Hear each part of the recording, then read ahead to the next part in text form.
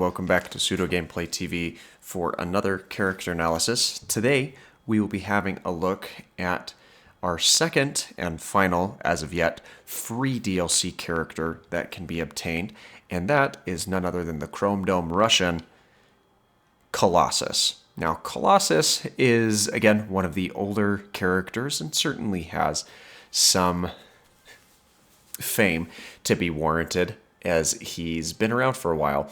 So, birth name Pyotr Nikolaevich Rasputin, or Peter, as he was first introduced and then had his name changed to the Russian equivalent, was first introduced in May of 1975 in Giant Size X-Men number 1. And you can kind of see why, because he's a big, steely man. Now, Colossus isn't always in this form, but when he needs to get down to business and bust some heads, he transforms his body into this steel-like substance, which grants him superhuman strength, stamina, endurance, and durability. And it's quite a significant boost to all of those areas. Now, there is a time frame where he also dons the mantle of the Juggernaut, the token champion of the Demon Sidorak, or the deity of chaos. And that does grant him some additional benefits to his superhuman strength and resistance to injury, as well as the benefit of, being the unstoppable Juggernaut and having nearly unstoppable momentum. But he doesn't don that mantle in this game, so none of those items really apply, but it is noteworthy as that's a version of the character that is well known. The attacks that he's given access to here actually have some interesting utility, one of which isn't an attack at all, but it's a different take on a regular ability. The first attack which he has is his Chrome Charge, where he will charge forward in the direction that he's facing. This is an attack that you can hold to charge and is decently useful.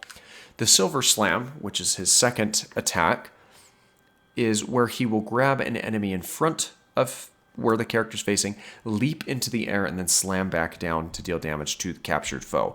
Subsequently, it will do damage to the foes that he lands on if there are people in that vicinity, and you can guide and direct that, which we'll showcase in his character spotlight here in a moment.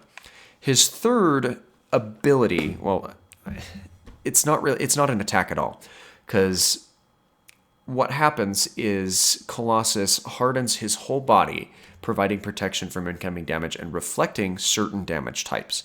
And this is a button that you can hold to increase the time that you're using, and by using the L stick you can move around some.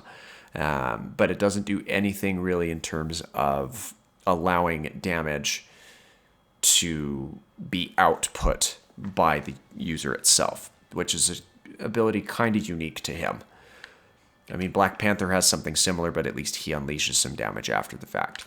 His fourth ability and third attack, which he has, is the Armored Assault, where, again, Colossus will grab an enemy in front of him and then swing the enemy around, effect utility to it as well, as added attack damage is done not only to the character that he's hefting about, but also to the characters that he knocks them into.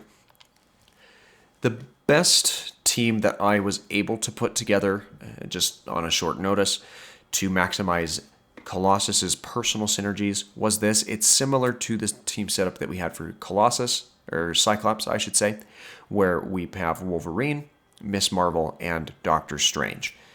Now, before we jump into a 200 version style rift, we are going to showcase where you can get Colossus if you're not familiar with it already, and then of course showcase what he actually looks like in battle. Now, Colossus is made available in the Phi Rift, just like his buddy Cyclops.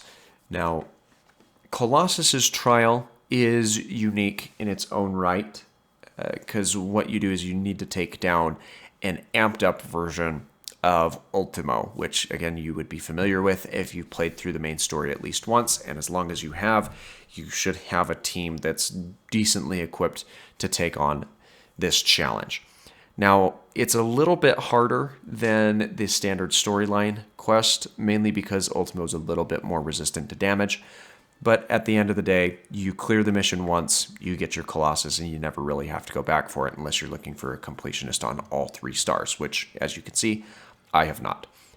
But he's fairly easy, and again, all you need to do to get access to this rift is update your game via an internet connection, whether it be a digital copy or a physical copy after you've purchased it. And as long as it's after April 30th, or not April, August 30th, 2019, which it most certainly is, you'll have no problems getting access to this rift and unlocking these 2 characters. But let's jump over into a rift 200 enemy style and showcase what Colossus can do. Now, Colossus he's a very melee-based powerhouse type character. He only has 1 jump, no double jump, no flight capabilities, nothing. But his main service in a team is to provide damage, which he does very efficiently. Now, his standard attacks are a 3-hit melee combo, and the final attack does not have any knockdown to it, unless, of course, you knock the character out. But with lower level grunts, you shouldn't really need anything else in order to take them out.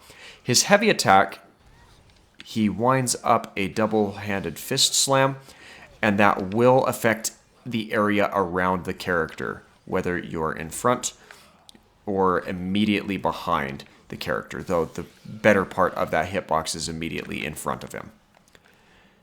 In terms of his attacks, we start off with the Chrome Charge, where he builds up and then charges forward, and that provides some pretty substantial damage to characters who have stagger bars that you need to watch out for.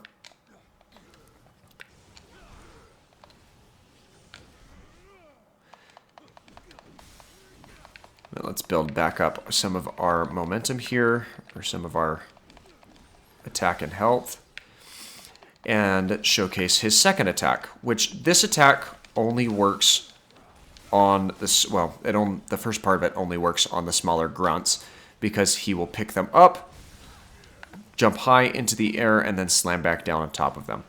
Now, the attack has quite a bit of startup lag, and if he does not pick up an opponent, he will immediately jump up into the air and slam back down.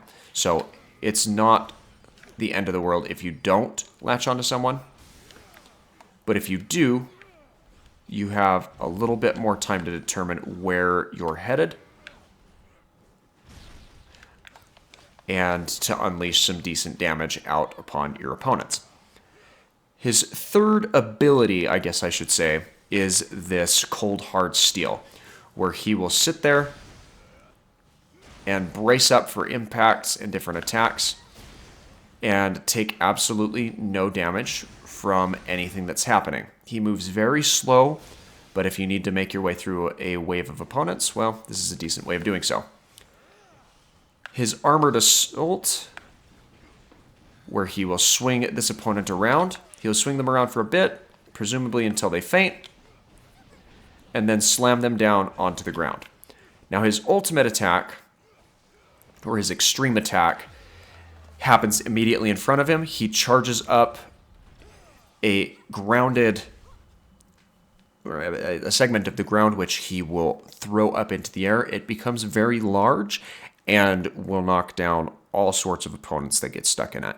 So a very wide area of effect attack with certain uses to it.